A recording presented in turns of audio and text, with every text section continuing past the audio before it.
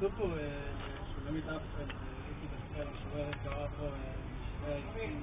לא שומעים. שומעים עכשיו?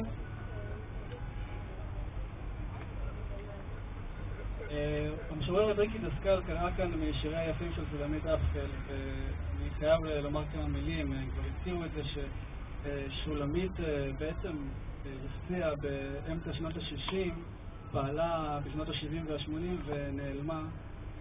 כלומר, היא גזרה על עצמה שתיקה מרצון או שלא מרצון קרוב ל-20 שנה, ושבה לפעילות ממש בעת האחרונה. פרסמה כאן שיר, שם שיר, כאן לראשונה אני רואה 8 שירים כמסה אחת לפתח הכותרת, וזוהי הצהרה בעיניי אמיצה, חשובה, מבורכת של עושה דקה.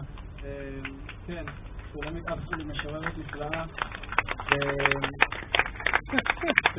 בקטנה אני רק רוצה לומר שיש שני צירים מרכזיים בשירה שלה. הציר האחד הוא בעצם ציר סוריאליסטי מאוד, כמו השיר שקרא ריקי דסקל על איימישלנד, שיש שדה טירה שטורח באמצע 100 שערים, או שיר אחר שמופיע כאן והיא לא קראה על 4 נשים מתעבדות שלובשות מכנסיים אבל נופלות כמו סמלה גדולה.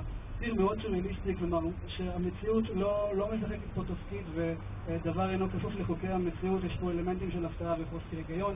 והציר השני הוא ציר של כמיהה לגאולה, כשכל הזמן היא משחקת עם המוות, נמצאת על סף של טירוף, אבל טירוף מאוד שפוי.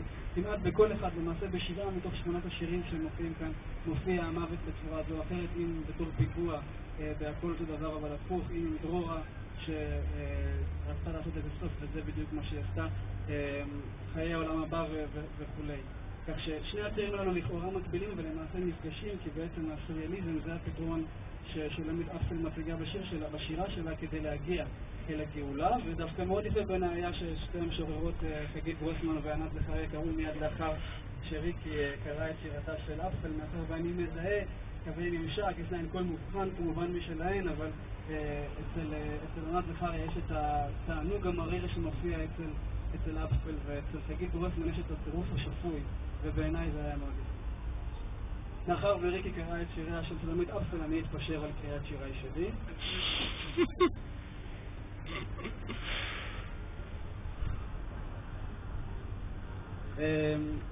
8 פרגמנטים שנקראים אומרים לנו שיש תנ"ך אחר, תנ"ך באור קצת אחר.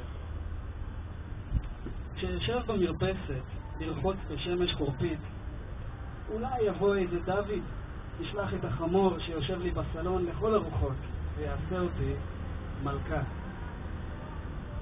כשאעמוד בשדה להתקין קדרה על מדורה, אולי יבוא איזה צייד צעיר בבגדי אור, שתה לי מהנזיד ויעשה אותי גודל. אני נח בגן תחת עץ החיים, אולי יבוא איזה נחש, ישלח את האידיוטית לעץ הדעת, לתת לי למות בשקט. כשאחלום בשדה איך משתחווים לי הפועלים, אולי יבוא איזה ישמעאלי, חיה רעה, שירד לי מתחת לכותונת. כשאחלום בשדה איך משתחווים לי הפועלים, אולי יבוא איזה שריף, פוטיפר, לצחק לי. אני צופה אל עיר, מקיף את חומתה, אולי יש בה חלון רחב, עם פצפי שנים, לעשות אותי חבל.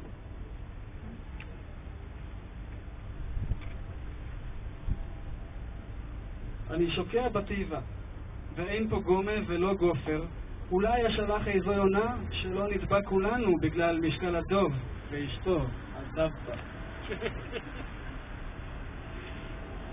אצא לי אל היער לדהור על האלה, שתקשור שערותיי בה ותעש לי ביד אבשלום.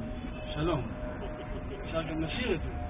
אצא לי אל היער לדהור על האלה, שתקשור שערותיי בה ותעש לי ביד אבשלום, אבשלום.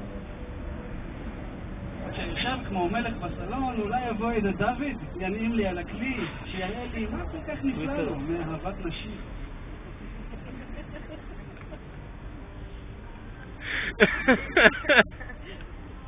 אני אסיים עם שיר אחר שנקרא כשתחזור. למי יש את החוברת נפלה טעות במילה האחרונה, אז לא יקראו את המילה האחרונה להקשיב.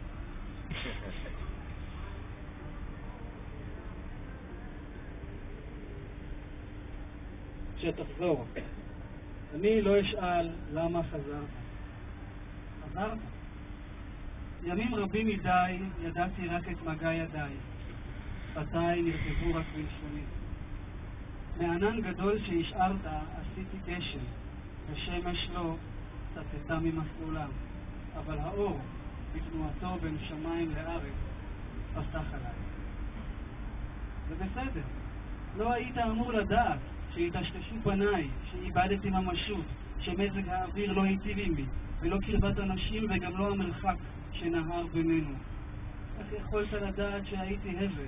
שטויות, הכל הבל. עכשיו תראה אותי, התרככתי, אבל זה לא היה ככה בהתחלה. בהתחלה, כמו חתול בית שפגש ברחוב לראשונה, התקשיתי. גבי התקשט לעולם. אמרתי לא נגיע, הייתי לא נגיע. מהר מאוד התחלתי לשמח נשמה שנייה, אחת מהן בקושי יכלה. אפילו למדתי למדוד את המרחק בין הגג לרחוב, היו ימים שממש יכולתי. אבל התרככתי. בדיוק סיימתי להכין את ארוחת הערב. אני לא שואל למה חזרת. שב איתי, תוכל.